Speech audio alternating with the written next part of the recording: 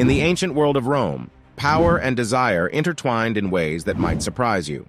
A society where both young men and women were considered natural objects of desire, it was socially acceptable for Romans to engage in sexual relationships with both women and men, with the dominant role often assumed. As long as certain social norms and status quo weren't violated, the gender of the partner involved was not a primary concern. While many people associate concubines with China and Greece, records show that the tradition of having concubines was widespread throughout the ancient world, including in Rome. And in ancient Rome, concubinage was more than just a practice. It was a distinct status, an alternative to marriage for those who couldn't legally wed because of different social backgrounds, such as a senator and a freedwoman. So, unlike in marriages, where giving a dowry was customary, long-term concubinage didn't involve such property exchange, making it a lasting sexual union for individuals from different social backgrounds. While a dowry was not legally required for Roman or Greek marriages, it was considered a significant moral obligation. A marriage without a dowry might be seen as resembling concubinage. Hence, in ancient Rome, concubinage wasn't viewed as a complementary union to marriage, but rather as an alternative, particularly for widowed men. Concubinage, the term is linked to the Latin expression, to lie down with. So in the early Roman Empire, concubinage involved just a partnership chosen instead of marriage, usually due to differences in social and economic status, rather than slave status. In all known instances, the higher status partner was male, and he had both female and male concubines, and typically assumed the dominant role. It's not just emperors, but wealthy men had concubines too. It was all a matter of power, although the concept of having a male concubine along with a wife would not be classified as homosexuality or bisexuality like in today's terms. A Roman man was free to choose sexual partners of either gender, so long as he remained the active and dominant partner in any sexual encounter. It was therefore common for Roman men to enter into sexual relationships with younger men for their gratification. The relationship between older men and younger boys in the Roman Empire was typically known as pederasty, and it wasn't uncommon at that time, just like ancient Greece. We have already made a video discussing this topic, and we will provide a link to it in the description of our video. The way homosexuality was perceived and presented in the Roman world differs greatly from contemporary views. In antiquity, homosexuality was closely associated with expressions of power and authority, and many powerful emperors held male concubines and lovers. Among the notable homosexual emperors in history, Hadrian stands out as a prominent example. Hadrian is considered one of the 5 good Roman emperors by historians. In Roman history, he belongs to the group of elite emperors, such as Trajan and Augustus. He was known for his brilliance, hands-on approach, and sometimes ruthless demeanor.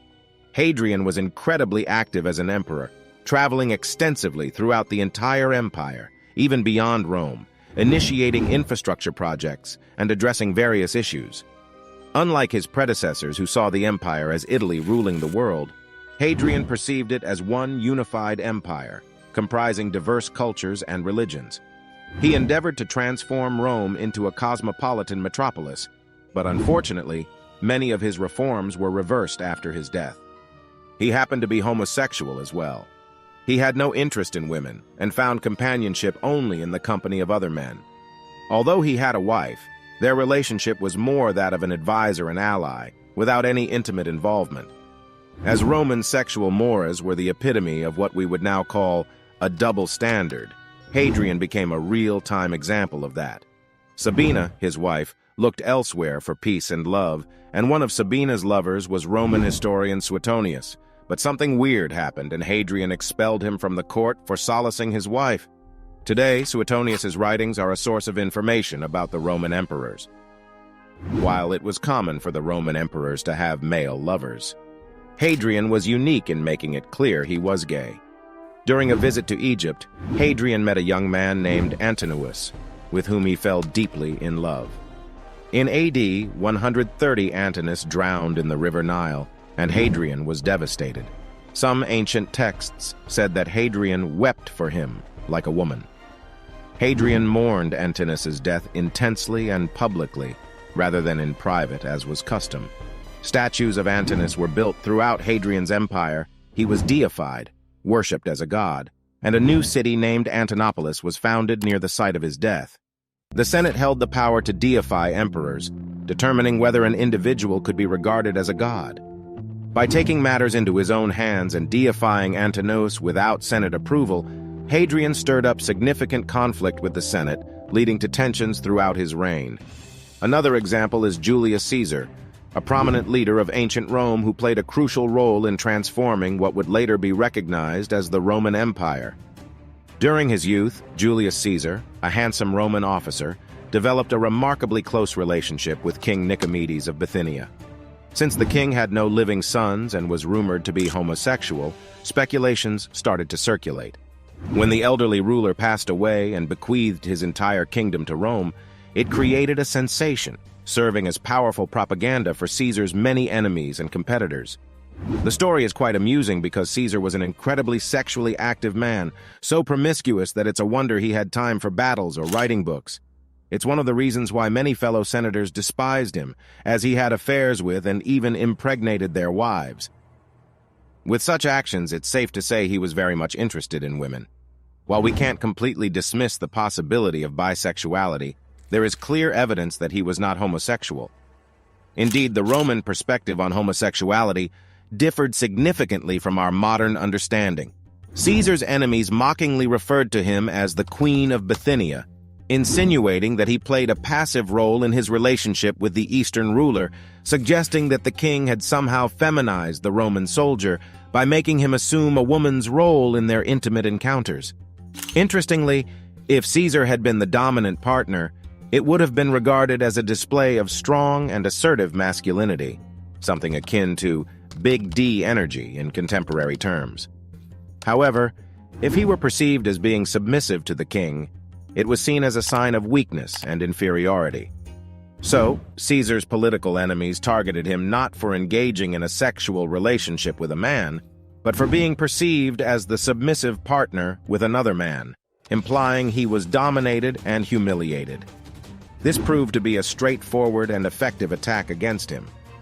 The episode in Bithynia was repeatedly the subject of satirical comments, but it did not affect Caesar's political career. The last and most amusing is Elagabalus. Elagabalus is often framed as a madman. At the age of 14, he rose to power after serving as a priest in an Eastern religion dedicated to the god Elgabal. Let's be honest. What would you do if at the age of 14 you were given infinite money, infinite power, and total control of the world? Would you be a wise and caring ruler? Or would you screw everything that moved and throw constant parties? Elagabalus did what any 14-year-old would do. He threw constant parties, had sex with every man he could find, and did nothing to actually rule the empire. He somehow became famously enamored with his chariot driver and even identified himself as the man's wife. The Romans strongly disapproved of their emperor assuming a feminine role, and they also resented his attempts to elevate Elgabal to the status of the patron Roman god. In any case, the Romans grew tired of his behavior and swiftly put an end to Elagabalus's life, marking the conclusion of his reign. The bonus would be the tragic and not-so-amusing story of Rome's most cruel emperor, Nero. The common belief that Nero was homosexual is a misconception because Nero was only a pleasure seeker who engaged in petty amusements while neglecting the problems of the Roman city and empire, and as the emperor who metaphorically fiddled while Rome burned, just like the famous Caligula. So the story of Nero starts with Sporus, a Roman slave, whom Emperor Nero admired for resembling his deceased wife, Poppaea Sabina. Nero had him castrated, and during Nero's journey around Greece in 66 CE, he married Sporus. After the castration, Sporus took on a female name, Sabina, and dressed as a woman, engaging in women's activities while surrounded by other women. Nero promised rewards for anyone who could turn Sporus into a real woman. Sporus remained by Nero's side until the end, but when Nero asked him to commit suicide together, he managed to escape. There is no information about whether Sporus reciprocated Nero's feelings. After Nero's death, Sporus became a wife to the Praetorian Nymphidius Sabinus, and later to Emperor Otho. Eventually, under the rule of Vitellius, he was forced to play the title role in a performance called Rape of Persephone. To escape the constant humiliation, he took his own life. The ancient Roman world truly embodied a profound display of power, ambition, and desire. If you enjoyed this historical content, remember to show your support by liking and subscribing.